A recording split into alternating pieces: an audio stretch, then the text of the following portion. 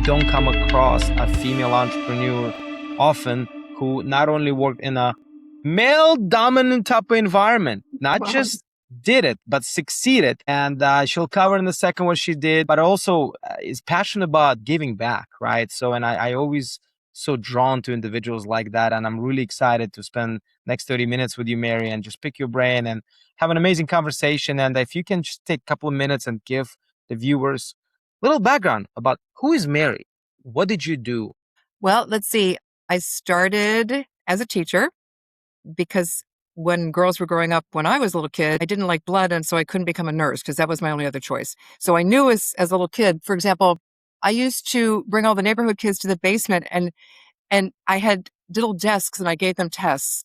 Now, I don't know why I didn't like coming and playing in my house anymore. But anyway, so I always knew I wanted to be a teacher. And then I realized it was more about influencing people and getting your point across in a way that keeps their attention span. Think about it. That's life in general, right? So it was a huge skill set that you learned being a teacher. You're controlling a group. There's always one in the group that you have to control a little differently than everybody else. So you learn that. Okay. Always. Yeah. And so basically I knew how to do that. So I really just wanted to get promoted. It seemed like, one year when I had the 7th grade, the principal came and said, the head of the school and I have talked about it, and we'd like to give you the upcoming 5th graders. They're terrors. Good. Thank you. The upgrade, that's the promotion. And for an extra $15, and like an idiot, I wrote her a thank you note because that was me. But anyway, so then I went to grad school and got a CPA and went to work for PricewaterhouseCoopers. So I was an auditor and ended up being like an acquisition consultant, which was really fun. You find out whether, there's a major company that wants to buy a country western radio station. So you fly down to Dallas and learn everything about country western in like 48 hours and come back and report to the chairman of this the acquisition company. Just fun stuff. But eventually I realized that, surprise, surprise, I could have been a partner. I was partner track, but there weren't a lot of people. It was mostly numbers. And then when you're auditing people, they're not that happy to see you come. I don't know why, just because you're checking on them, So, and I realized that I could get promoted, but then I kind of missed people. So really, it was interesting when I was interviewing for wealth management, one of the headhunters leaned back in his chair after I kind of gave my little elevator speech. And he said, well, it's pretty clear what happened here, Mary. He goes, you're obviously the case of a square peg in a round hole. You'll never be comfortable in that hole, but you'll make yourself fit there. And I was like, boing. And you know what? I mentioned that to people who are in the wrong spot and they give me this look like, oh my God, you just defined me. So that's a really important thing to realize about your career, I think, is if you kind of progress to no matter, for example, the worst mistakes I made were the things I know I'm never going to do again. Isn't that like the best thing that ever happened? Absolutely. Now I know what I'll never do again. Exactly. It's like I never give myself credit if I do something well. Like I'm happier if I realize I made a mistake and I'll never make that mistake again, or I'll never put myself through this particular experience because it's not my strength. So getting to wealth management was the combination of technical stuff, but the people things that I'd missed. So, and it's kind of teaching in its own way. So I loved that and spent 37 years started at Shearson, then went to Barney, then went to Morgan Stanley, never went anywhere. They just kept getting acquired. So 37 years later, stayed at the same firm and probably had like 31 business cards because of all the different, moving around that those companies did. Your business cards. Yeah. Wow. Yeah. Did you by any chance? If I knew, I would have kept them and it wouldn't have meant anything to anybody but me, but I didn't keep them. But I think it's a pretty cool story, right? I mean, 37 years at Morgan Stanley. Well, but I used to think like, well, if I went to another firm, I would take my problems with me and I'm probably my biggest problem. So I'm going to end up someplace else with me. I've still got me. So I have to learn to, fit in be my round peg in my round hole and fit very comfortably, which wealth management was key. So I love that. But that's what wealth management is, right? And obviously you're the guru in that industry, is find a way how to help people to understand. You got to mold yourself to a certain thought process to be able to get to the desired outcome. Well, it's kind of really more being reactive to the people you're meeting more than anything else. Because every client's different. There's going to be some commonalities, but basically everybody that sits down for the first time, you want to find out in their very busy life, why did they take the time to take this meeting? Makes sense. There had to be something burning that made them be willing to break up their normal schedule to meet, right? And then you like people will say to me, well, like, how do you know so much about your clients? That seems pretty nosy. And it happens in speeches a lot. And I'll say, well, you know what? It's like, it's really tough. I tell you what, I'll give it to you anyway. Write it down just in case you don't forget it. But give it a shot. Maybe it's probably something you don't want to do. So I say 5 words. Tell me about your family. That's it. And then I sit back and then they talk. And then at the end, I promise you, true story, at the end, one of the people stood up. I never had to say another word. And the people stood up and they said, we can tell you're very smart, Mary. We're going to really like working with you. I'm like, yeah, well, but now I know everything about your family. While they talked, right? While they talked, but people want to be heard, right? Yeah, People want exactly. to be Yeah. heard. Yeah. Mhm.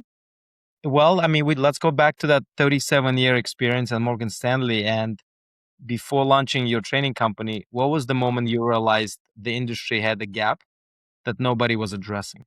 It's I think more than anything else is there's not enough opportunity for not just wealth advisors, by the way, any professional working client facing, for example, you're too busy working, doing your primary responsibilities to actually talk to your peers, to find out idea sharing with other, whether advisors, accountants, attorneys, business people in the same industry. Nobody sits down and shares ideas. There's also this little weird thing that like maybe what's in it for me? If I give up my good idea, they'll steal it from me. Like, well, like there's a lot of ideas to go around. Don't worry, But when you get the right environment, so basically the 37 years of being an advisor, then when I retired, I decided to start this training / kind of consulting firm for not just wealth management, but entrepreneurs, specializing first in wealth management because that's what I know best. But it's amazing how it rhymes. I've shown it to all different teams. It's more about the teaming environment and then talking to other people in the same industry, the same space who don't have an opportunity to talk to the person next door, even at their office. They don't understand kind of what other people are doing that might make their own practices better. So it's not a matter of somebody stealing my best idea or my clients. That's not going to happen. It's a matter of having people open-minded enough to talk through the issues and ideas together and share ideas. And that's been fun because it's kind of like nuclear when it goes well. It's pretty amazing. Especially when everybody knows that everybody's got everybody's best interest, right? It's just because contagious, like you said. Yeah. Yeah. Yeah. Yeah, that's incredible. You also mentioned that succession planning affects the entire team, like you Mhm. just highlighted, right? Not just senior leadership. And obviously, can you kind of walk us through what healthy Yeah. succession culture looks like in Yeah, it was practice? interesting because I had gone through succession planning on my own because I have my own practice, right? And I did it uniquely as I would. Instead of having one team handle, like just hand all my beloved clients over to one team that was already busy enough, I interviewed 100 different teams and then allocated it to 15 different teams around the country. But then each team that got 10 new families was thrilled with it. They would have been overwhelmed with all of them and would never have given the attention they deserve. So that was a lot of effort, but I learned a lot about other teams by interviewing 100 of them. So that, without even realizing it, was the impetus for me thinking about starting my own practice with, the consulting and coaching kind of aspect to it. Because what happens is that you think it's just about the older professional retiring and everybody sitting in the wings going like, when? Okay, tell me when. But basically the challenge is the older professional, for example, especially when there's no specific retirement date, forget it. They can't figure out the trigger point to say it's time to move. So it was really interesting. We had this big round table. We had 10 different round tables of like 10 people apiece. Okay. And I gave out open-ended questions like on little strips. And I'm walking around the room. All I did was open up different questions that nobody asks each other in our profession, right? So it was just like, tell me your hardest person to deal with and how are you handling it? Nobody wants to talk about that. Well, with other people who were kind of openly idea sharing, you're dying to know what other people do Absolutely. to handle their problem employees. But who are you going to talk to normally? Not many people, right? So I'm walking around the tables, kind of just listening. I'm just like kind of facilitating it. It wasn't really me doing it. They were doing it, right? And so I sit down at one of the tables and there's a young woman there, maybe in her 30s. And she says, she's immediately going into role playing. Like I didn't ask her to. And she says, but you said you were going to retire in 5 years. It's been 8 years. What am I supposed to think? And that minute I went, boing. Okay. Succession planning isn't just about the older professional. It's about all the generations standing, waiting in line, wondering what the plan is, dude. Absolutely. My gosh. And it's in the corporate world as well, as the new young generation want to move to the leadership role, right? Yep. Is there And a I want to know what the succession plan is, right? But then I go to another table and there's an older guy there. And the older guy, again, role playing without being told to, goes like, you know the trouble with you young people, don't you? You're just not loyal. And I'm like, but you won't retire. Right? You don't. Yeah, It's you're still true. going here. You know, Wow. That's so it a was like, good one. it's so opened up the whole idea about like succession planning is not just about one person and how you have to coddle their feelings and make sure that they feel wanted and needed forever, but you still want them to leave. No, it's about passing along the best of the best practices for the best of the best clients. It's really about the end game of the clients because guess what? The clients want to know. They may be shy to ask about it, but they're dying to know if you're just going to walk away on them, right? Or they kind of like, they think it's time and they'd like to get some fresh blood looking at their portfolio management or their business practices or new ideas coming across that are more likely to happen with the next generation. So it ends up being like an intergenerational, not struggle, but a push-pull. Because let's face it, we all talk about each other. Those boomers, they do this, and the Gen Zs, they do that. Everybody's got some excuse for why the other generation isn't contributing as much. We're just contributing differently. And if truly it's not unrealistic to think that we could actually figure that out and take the best of the best and help everybody grow in a direction that they want to be. And that's what real succession planning should be. Yeah. So it's not just client is getting what they want. It's who the team's supported by and how good of a team they are being supported by that's in unity. Yeah. Yeah, Going towards exactly. the same direction. Yeah. Yeah. Well, speaking of that next generation, right? Obviously, AI is taking over quite everything. I shouldn't say taking over. AI is being leveraged and utilized in a lot of professions these days. How are you seeing AI is being leveraged in your industry, as well as what's your honest take where AI ends up and where human value begins in wealth management? Because it's such a Hmm. sensitive topic. Yeah. Oh, I yeah. don't see myself ever trusting AI with my succession planning in my retirement or anything to do with my income or my money, right?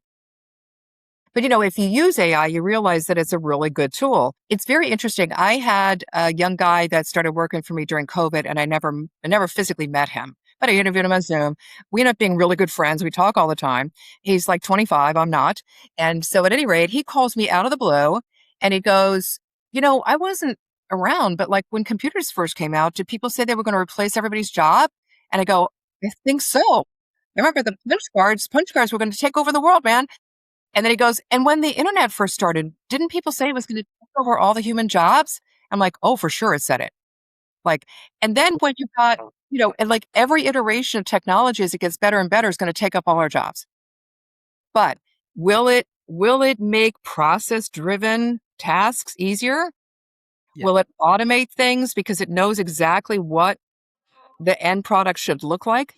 Will it maybe make some of the reporting that we do even better than it is today and faster?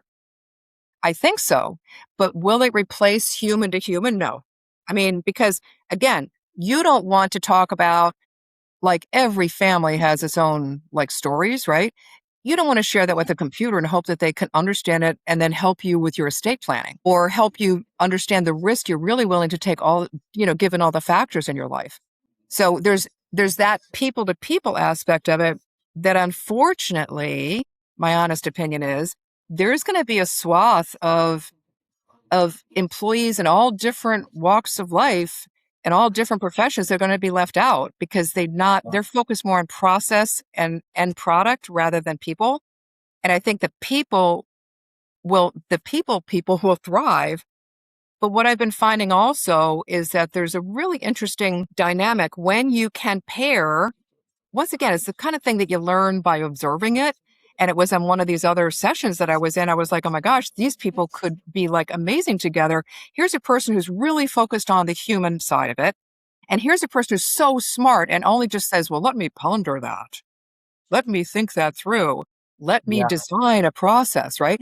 They're going to be able to harness AI in a way and bring it back to the person who can portray it to the humans. And we absolutely. often don't pair them. We think that they're supposed to be in their square pegs or their round holes. And we don't realize if we took them out of the holes, then basically they might actually create something pretty significant. Like, yeah. So once again, goes back to intergenerational, you know, I mean, it's a joke, except it actually happened. One guy said, he goes, well, I don't need technology anymore anyway, because I've got the fax. I'm like, it's 2026 and you've got a fax machine? Really? I think you need younger people on your team. They might help you understand some things. Like, he's saying this to me, you know, Wait, you actually heard that? and you said it. He had a fax machine right in his office. It's like, who's going That's to crazy. receive it from you, dude? You know, but whatever. I had another meeting where I said, what about AI to these two different advisors? And this one guy says to me, and women could do the same thing. I'm just saying it happened to be a guy because there's mostly guys in the industry still, right? And he goes, that's not a problem. And I said, well, you know, okay, well, why would you say that? And he goes, well, I mean, I'll be dead before it's a problem. I'm like, is that going to happen like next month? I mean, what are you talking about? Happening here? Like, it may not be a problem, but it's going to be a change, and you have to kind of open your brain to it, you know? So It just blows my mind that people say stuff like that. seriously, seriously. Like sometimes I just feel like, did you really just say that? Right? Yeah, It's and just you don't wanna forget that because, like, you can't make that stuff up. There you go, but so AI, I think, has a lot of more opportunities for people if we recognize how we can harness it, right? Not let it kind of own us, where, you know, we can see what was it, the robot Olympics or something like that. So there's gonna be all this craziness. Are they gonna take over the world? Highly unlikely, because people with important issues, and let's face it, it's never about the money. It's always about something more than the money, right? It's always about the family dynamic, the goals, the challenges, the problems. Every family has somebody that they don't know how to handle. Every single family I run into, okay? That's a special situation. Well, that's what families are, or special situations, right? You try your best. And that is not going to be something they're going to trust with a machine. yeah, and you own such a high touch industry, right? That and spend your entire life in the high touch industry that I just cannot see technology replacing that, right? It's just impossible, right? And you're talking about change, right? Change. You went from a teacher to PwC. You went to Morgan Stanley, right? My God, we're talking about. Reds. Yeah, but then you adopt it, and I feel like that's where AI is right now. AI will expose lazy people very quickly. Maybe And I not lazy is the Yeah, and right I think word. people that rely too much on process, they actually think that they somehow have control over the stock market or the tax laws or law itself if they're attorneys, right? They think that they actually have a knowledge base that is superior to other people and that will make them thrive. Knowledge base is what like excels at, right? So if you can use AI to excel at the knowledge base and then use the knowledge for the needs of the client, who are mostly people that you're dealing with, that's going to be the power play, I think. Yeah. And is that what you're seeing? How the wealth management industry is changing? It's how they're leveraging AI right now. It's more of a in the processes portion of the business. I think to start from, yeah, but anybody who doesn't understand that the process is just kind of a given, and if we can do it better, so much the better, is missing the whole picture, because you know, investing is one aspect, and that's how wealth managers get paid. But planning and making sure that the money works for the family needs and understands the family is really what's going to thrive going forward.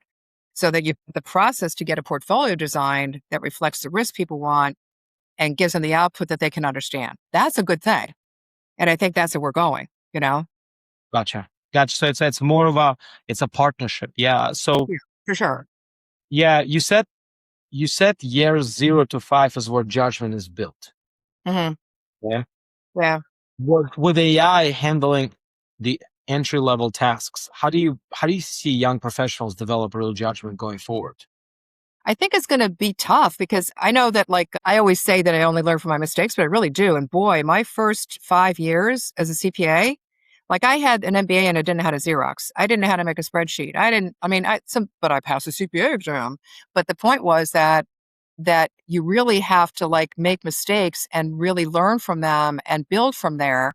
So if the first lower level judgment jobs, lower risk to the entity that you work for, are happening in years 0 through 5, you can't just wake up as a 6 year veteran of the industry and be able to use AI, harness it, channel it in directions that are going to matter and make a difference. So it worries me. So I think to me, the education process is going to have to adapt to give you that piece of it and the classroom. Obviously, the concern is if the teachers don't have that experience, they're not going to be able to deliver it. So Absolutely. maybe we put AI to that task. I'm serious about that, you know? Wow. So you can leverage the past experiences Yeah. and clone that. Yeah. I mean, and Wow. you know what's interesting too is I promise you, if you got a group of fifth graders together, they're watching, they're worrying. Don't think they're just worried about, like, who's going to, text them tonight or whatever. They are that too, but they understand what's happening with AI and they'll give you some ideas. And high school kids will, and college kids will. It's true. It's pretty scary how that the young generation under 18 years old leveraging right now technology and Yeah. there's so much more Yeah. advanced. It's Mhm. I see more successful young entrepreneurs under 21 years old, literally providing basic AI services and making lots of money. It's pretty crazy, right? Yeah, I believe that. So let's talk about some of the mistakes, right? Like what you obviously been in the industry for many years. What is single biggest mistake senior advisors make when trying to retain younger talent on their team? Yeah. So I see a lot, and I know I've made them myself. Okay. Is I tend to like everyone I meet, like I like you. Okay. And it's going to take me a while before I really know who I like and what your strengths are and how I can capitalize on them. What I find is that too many people, like I did too, hire people they like. They don't hire for a role or a specific characteristic or strength. Okay. If instead of just hiring people you think you like as a human being, that's a good thing. Okay. But are they going to be your analyst? Are they going to be right as an analyst? You should hear the conversations where the people who are more people driven are put in an analyst spot and they don't even know how miserable they are. Oh my gosh. People who are in But they sales, want a job, right? They want to keep the paycheck of course. and they're not going to tell you that. And somebody needs to step back and say, we need to have diverse talents. God forbid we hire a bunch of clones of me, right? We need people who have complementary skill sets to me. And we have to do it systematically and kind of like almost scientifically to make Wow. sure You that still you've see got one of the those different people coming to the table to make a stronger whole, you know? even with so much information that's out there and available, when it comes down to building a successful team, you still seeing these mistakes are made. Sure, of course. Because you don't Wow. get a lot of help in it. Like, who's going to give you, like, I guess you're right, you unless know, it's opinions from other shown people? to you, right? Yeah. Yeah, and if it's a small business owner that's actually watching this, right, Mhm, and wondering whether to invest in people development or technology right now, mhm. what would you tell them? Then where do they start? Well, the thing is, identify the need of what's not happening on the team, or somebody is overwhelmed with it, or maybe somebody's doing the wrong job. I always say, like, seriously, and everyone on the team can probably tell the boss if he asked or she asked, if you pick up the phone or you start on the computer or you start a project, is that the single best use of your time and talent? Okay. And if it's not, what would be on this team and help them redesign the team? We spend a lot of time with that. And we've done it with more than wealth management. I've done with a bunch of inner city school teachers.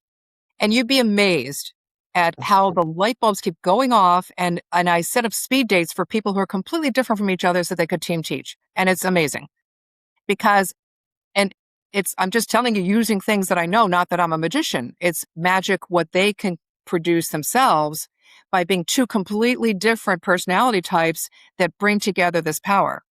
And that's what a good team does is it's got somebody who makes sure the train's on the track. Okay. And there's very few teams who have that person. when I hired that person, I felt immediately like 800 pounds was off my shoulder because I had a boss finally. She was my admin chief. She was my boss, man. I mean, she took care of everything. Okay. Things So that you did not enjoy doing that was giving you that, I should say stress level, but just anxiety, right? Just yeah, that it was on me. what, And I wasn't good at that. And I didn't want to do it, but nobody yeah, else, you know? so funny. In my AI agency, right? I don't like to do the technicality aspect. Yeah. Yeah. I have somebody does that. I'm a big picture guy, right? Mhm. And if you ask me to connect things, I can, but that's not something I enjoy doing at all. And I recognize that. But you know what? If you have somebody on the team that is doing that for you, how much do you appreciate them? My gosh, she's Right. amazing. Yeah. Right. She's amazing. Like Yeah. the fact that she allows to free up my Mhm. mind, Mhm. knowing that she can deliver right for my clients. It's a peaceful way of building my company. 100%. Right. Yeah. Right. That's wild. And I definitely see a lot of entrepreneurs, even in your industry, Mhm. that they start their business or they start doing something they enjoy, but they really like the people aspect of it, Mhm. how to build a winning culture, put the right people, the right personalities and gifts in place. And that only takes time unless the only takes time if you've been through that. Like I give an example. We have 4 children, my wife and I. If you ask me, would you recommend somebody to start a business or starting a new journey when you have young kids under 5? I'll be like, absolutely not. You're crazy, right? And we did it anyways, but that made me appreciate when I hear somebody, I'm an entrepreneur with that many kids, young kids. I'm like, man, I respect. Hats off to you that, especially you made it. Just Mhm. gives me such a different level of appreciation to that individual. Yeah. Yeah. But it's people don't recognize, for example, if you have a to-do list and there's some items on the to-do list that never change, what's that telling you? You don't want to do that stuff. Go find someone who does, dude. Come on. Like you're never going to do it. It's important thing that needs to be done, and somehow it ends up on the Yeah. last line, right? Yeah. And you just Exactly. do it again. Yeah. We're so That's me. productive, but not the stuff we don't really like doing. Guilty, Yeah. guilty, 100%. Obviously, your clients trust you with deeply personal financial decisions, right? Do you believe AI can ever fully replicate that trust? It no, I mean, because the point is that they can understand factors and forget the fact that, you're always right. Well, that's a great idea, Sasha. I've never thought of that before. So they're at this point, but frankly, if they didn't, what if they disagreed with us? Then we'd probably never use him again. I don't like that guy. Right, ChatGPT right. guy, you know, Yeah. what? Not my guy. So they have to agree with us, but they'll come back with like other ideas, but it's how you implement the idea and how practical it is and does it work and do you understand it? you know, and you're going to want that delivered human to human. I mean, I know that people have relationships with AI. Let's not even go there. But the point is, you're going to marry AI. You're going to have children with AI. No, but Yeah, that's going back to my young guy, the 25-year-old, who's like, didn't they say when computers started, we were all going to lose our jobs? Yes, they did. yeah, that's a good perspective. Yeah. Kind of history tends to repeat itself. You don't mind closing this episode with one advice that your life taught you? Kind of concentrate on what you're really good at and what you're passionate about. To me, it's like every day when I was a wealth manager, truly, like when my feet hit the ground, it was going to be a good day. I loved it. I loved it because I was turned on by the client, the activity, the challenge of it all. So make sure that that's how you're living your life. Because guess what? The aspects of your profession, the company that you built that really aren't up your alley are what other people crave. You got to find the people that crave what you don't. And Yeah, then you're going to have a really powerful combination. So, because you operating in your genius. yeah, exactly. Good point.